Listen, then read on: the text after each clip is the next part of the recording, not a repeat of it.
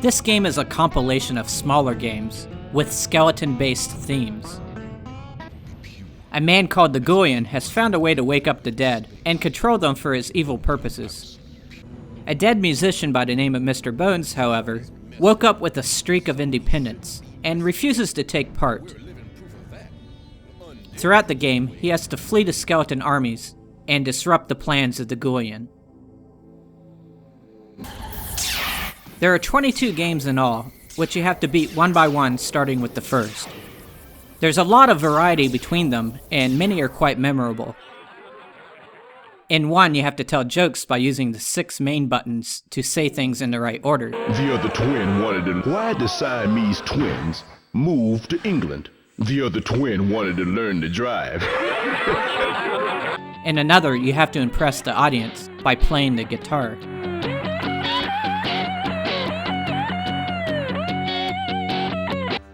Another game plays like the arcade game Defender, only this time you have to save little people from spiders.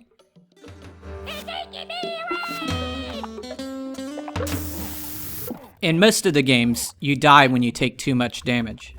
Getting damaged also decreases your ability to hold your skeleton together. You could snag replacement bones along the way, but if your energy is too low, you won't be able to hold yourself together at all.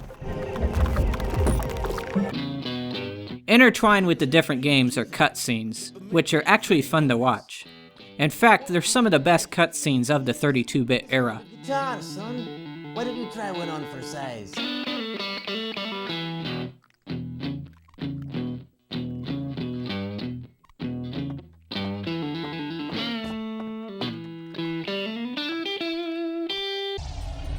The in-game graphics, however, don't look as good nowadays.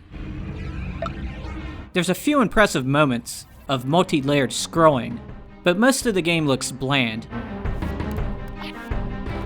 The game does have some impressive music in both the cutscenes and the gameplay.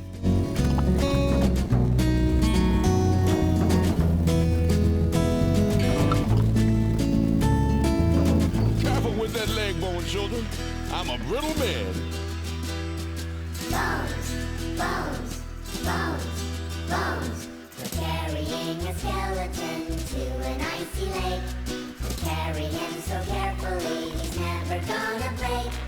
Carrying a skeleton to an icy lake, and his name is Mr.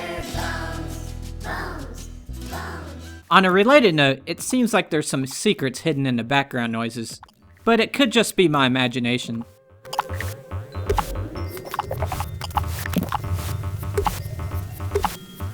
As far as gameplay, it feels a little unpolished.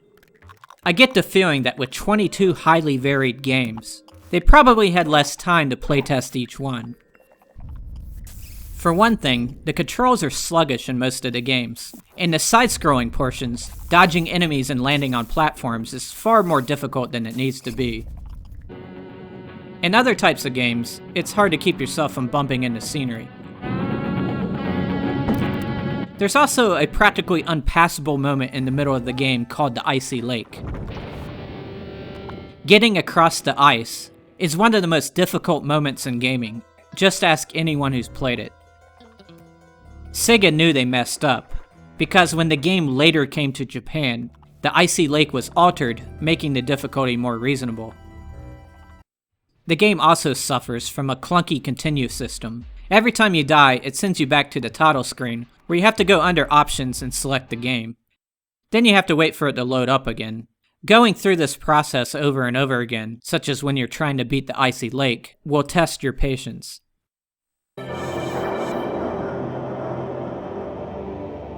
There's a lot of flaws, but overall, Mr. Bones is an entertaining experience that's different from anything else out there in the video game world. It's worthy of at least one playthrough if you own a Saturn. Take it away, Mr. Bones. What can you do in this world? You can't even love in this world. You can't face the darkness, can't face the light. You can't even live in this world. You can't even love in this world.